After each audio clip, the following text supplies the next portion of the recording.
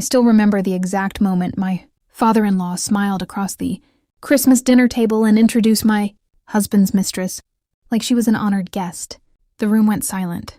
The tree lights blinked softly behind him, and I felt like the floor had disappeared beneath my feet. He raised his glass and said, "Everyone, I'd like you to meet Emily. She's very important to our family." My husband didn't say a word. He just sat there staring at his plate. That was the moment I realized the betrayal wasn't just coming from my husband. His entire family had known, and that's when I decided I was done protecting them, because what none of them remembered, or maybe what they thought I was too naive to understand, was the little clause hidden inside the prenup they pressured me to sign before the wedding. So tell me honestly, if you were sitting at that table, humiliated in front of everyone while your husband's mistress smiled sweetly at you, would you have stayed quiet? Or would you have destroyed them the way I did? But to understand how everything exploded that night, you have to understand how I ended up in that family in the first place. When I met Daniel, he was charming in that effortless way that makes you feel like the luckiest person in the room. We met at a charity event 5 years ago. I was there representing the tech company I had built with 2 partners, and he was there because his father owned half the real estate in the city. Daniel had this calm confidence that made everyone gravitate toward him. He laughed at my sarcastic jokes, remembered small details about things I said, and somehow managed to make me feel seen in a room full of people trying to impress each other. For months, everything felt perfect. He was supportive of my work, respectful of my independence, and surprisingly down to earth for someone who grew up with private schools and country clubs. When he proposed after a year of dating, I genuinely believed I had found a partner who respected me as an equal. But the first red flag appeared during the prenup conversation. It wasn't even Daniel who brought it up. It was his father, Richard. Richard was the kind of man who always looked like he was evaluating the value of everything around him, people included. During dinner one night, he casually said that in their family, business decisions should always be handled before emotions get involved. Then he slid a folder across the table toward me. The prenup. I wasn't offended by the concept itself. I understood protecting assets, but the tone of the conversation made it clear they assumed I was after their money, which was ironic, because my company was already worth more than anything Daniel personally owned. I remember reading through the document with my lawyer, and she noticed something interesting. There was a clause Richard had insisted on. If infidelity could be proven, the cheating spouse would lose any financial claim connected to the other spouse's business, interests acquired during the marriage. It was clearly meant to protect Daniel in case I cheated, but my lawyer looked at me and said something I'll never forget. This clause cuts both ways. I didn't think much of it at the time. I signed the prenup. Daniel signed it.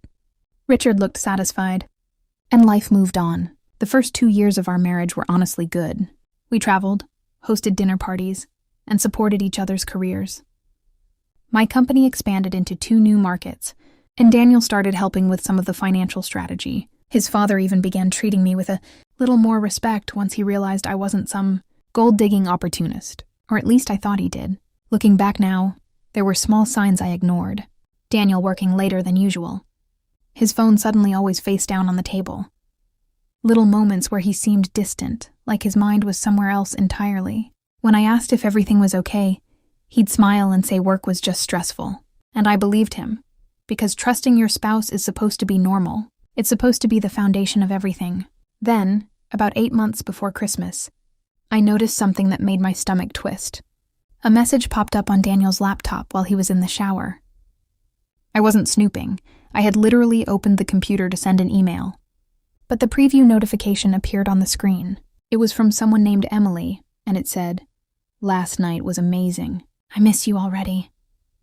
My heart started pounding so loudly I could barely think. At first I tried to rationalize it. Maybe it was a misunderstanding. Maybe it was a joke between coworkers. But deep down I already knew. When Daniel came back into the room, I asked him directly. His reaction told me everything. The way his face froze, the way he hesitated before answering. He denied it, of course. Said Emily was just a colleague who had a crush on him and sometimes sent inappropriate messages. I wanted to believe him so badly that I accepted the explanation.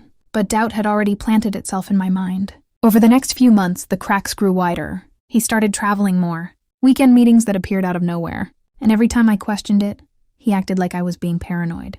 Eventually, I stopped asking, partly because I was afraid of the answer, and partly because I didn't want to destroy what we had built together. But the truth has a way of surfacing, whether you're ready for it or not. And that brings us to Christmas. Richard insisted on hosting the family gathering at his enormous house, the one that looks more like a luxury hotel than a home.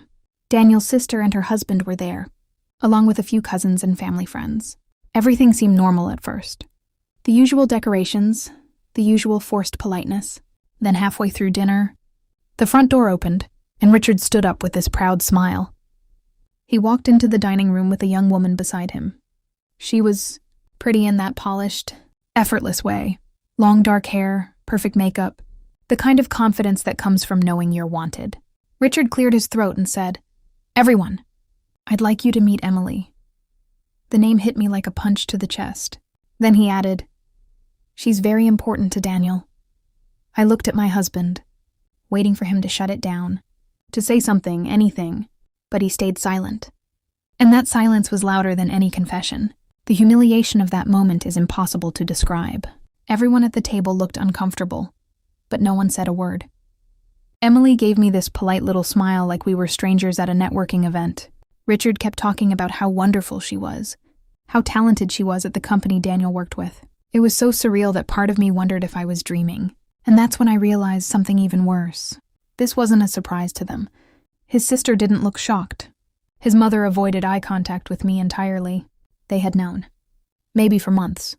So that's the situation I was sitting in that night, staring at the woman who had been sleeping with my husband while his father proudly introduced her to the family. Before I tell you what I did next, I want you to imagine being in my place for a second. You're surrounded by people who clearly think you're the outsider. Your husband won't defend you. The mistress is sitting 3 feet away from you at Christmas dinner. So what would you have done? Would you have quietly left? Would you have caused a scene right there at the table? Or would you have waited and destroyed them in a way they never saw coming? Because while everyone else thought I was too shocked to react, something very different was happening inside my head. I remembered that prenup clause, the one Richard had insisted on, and suddenly everything became very clear. I stood up from the table, smiling as calmly as I could manage. Richard looked pleased, like he expected me to welcome Emily into the family. Instead, I pulled my phone out and opened an email thread. Months earlier, when my suspicions about Daniel started growing, I had quietly hired a private investigator. I didn't want to believe the truth, but I also wasn't going to be blind. The investigator had given me photos, messages, hotel receipts, enough evidence to prove everything beyond any doubt. I placed my phone in the center of the table and turned the screen toward Richard. The first photo showed Daniel and Emily kissing outside a hotel. The room went completely silent. Richard's smile disappeared instantly. Then I said the one thing none of them expected to hear. I said, "You remember the prenup you insisted on, Richard? The one with the infidelity clause?" Daniel's head snapped toward me. His face had gone completely pale. I kept my voice steady as I explained that my lawyers had already reviewed the evidence and filed the necessary documents earlier that week, because under that clause, Daniel's betrayal meant he forfeited any financial claim tied to my company or the assets we built during our marriage. And since my business had grown significantly over the past 3 years, that amount was now worth several $1,000,000. The panic in Daniel's eyes was immediate. He started trying to explain, saying it wasn't what it looked like, saying we could talk about it privately, but it was too late. Richard looked furious, not at his son, but at me. He accused me of setting Daniel up, of trying to destroy their family, and that's when I finally said what I had been holding in all night. I told him he had destroyed his own family the moment he decided humiliating me was acceptable. Entertainment at Christmas dinner. I picked up my coat, wished everyone a happy holiday, and walked out of the house while they all sat there in stunned silence. The divorce was finalized 4 months later. Thanks to the prenup clause Richard himself demanded, Daniel lost any financial benefit from our marriage. My company kept growing, and the settlement was very clear about what belonged to whom. I later heard through mutual acquaintances that Emily didn't stick around long once the money situation changed. Apparently, loyalty isn't her strongest quality. As for Richard, he tried contacting me multiple times afterward, probably hoping I would reconsider the legal terms. I never responded.